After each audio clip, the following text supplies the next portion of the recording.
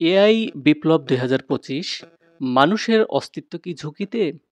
২০২৫ সালই সম্ভবত আপনার আমার শেষ স্বাভাবিক বছর হতে যাচ্ছে। বিদ্যুৎ আবিষ্কার যেমন আমাদের সভ্যতাকে বদলে দিয়েছে, ঠিক তেমনি ইন্টারনেটের আবিষ্কার আমাদের সভ্যতা, অর্থনীতি, সমাজনীতি আর রাজনীতি সহ সবকিছু বদলে দিয়েছে। এই বিদ্যুৎ বা ইন্টারনেটের মতো নেক্সট বিশাল পরিবর্তন নিয়ে আসছে এআই তথা আর্টিফিশিয়াল ইন্টেলিজেন্সি। শেষ ১০,০০০ বছর মানুষ ধীরে ধীরে শিখেছে চাকা, কৃষি, ভাষা আর ব্যবসা।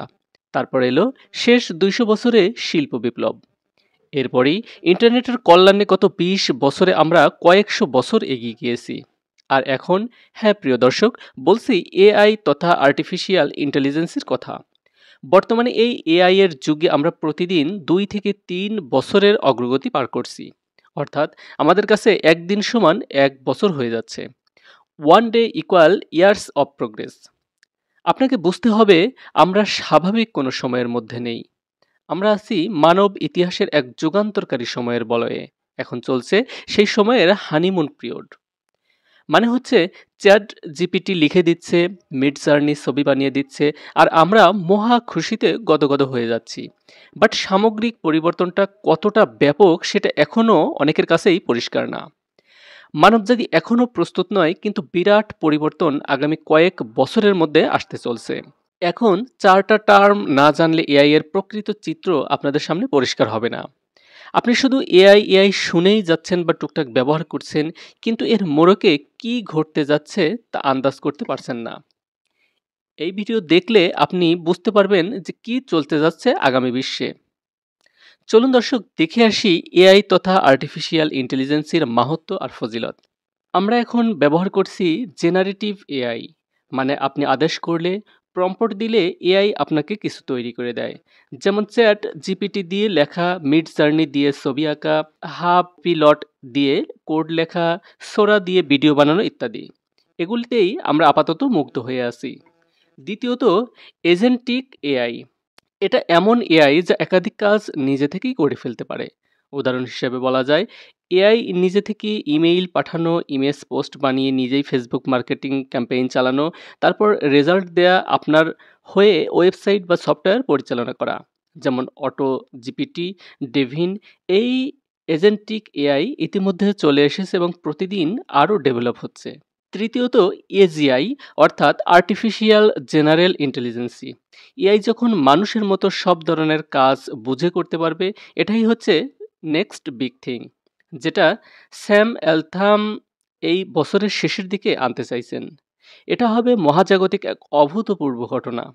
এর চিন্তাভাবনা, আবেগ মানুষের মতো বা মানুষের থেকেও একটু উপরে।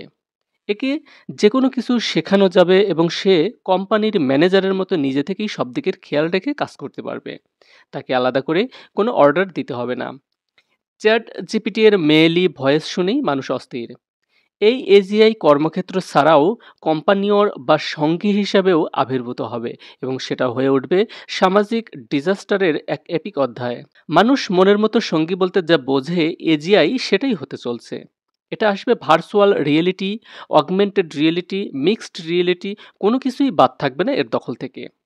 এজিআই দরজায় করা নাড়ছে, আর একবার চলে এলে আমাদের সব কিছুই করতে হবে ভিন্নভাবে। এরপরে নম্বর ৪, সুপার ইন্টেলিজেন্স।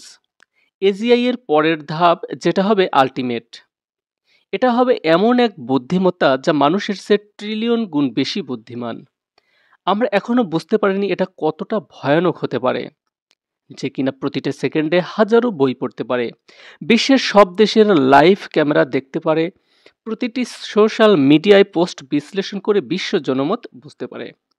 এটা এমন এক সত্তা যে প্রতিদিন নতুন নতুন বিজ্ঞান আবিষ্কার করতে পারে, নতুন ওষুধ বানাতে পারে, নতুন অর্থনীতি সাজাতে পারে, এমনকি নিজেই নিজের কোড রাইট করে নিজেকে আপগ্রেড করতেও সক্ষম। মানুষ যেমন বানরকে বোঝে না, সুপার এআইও ঠিক মানুষকে সেভাবেই দেখতে শুরু করবে। আমরা হয়ে যাব তার কাছে একটি প্রজাতি, যাদের সে হয়তো রক্ষা করবে, নয়তো দরকার মতো সরিয়ে দেবে।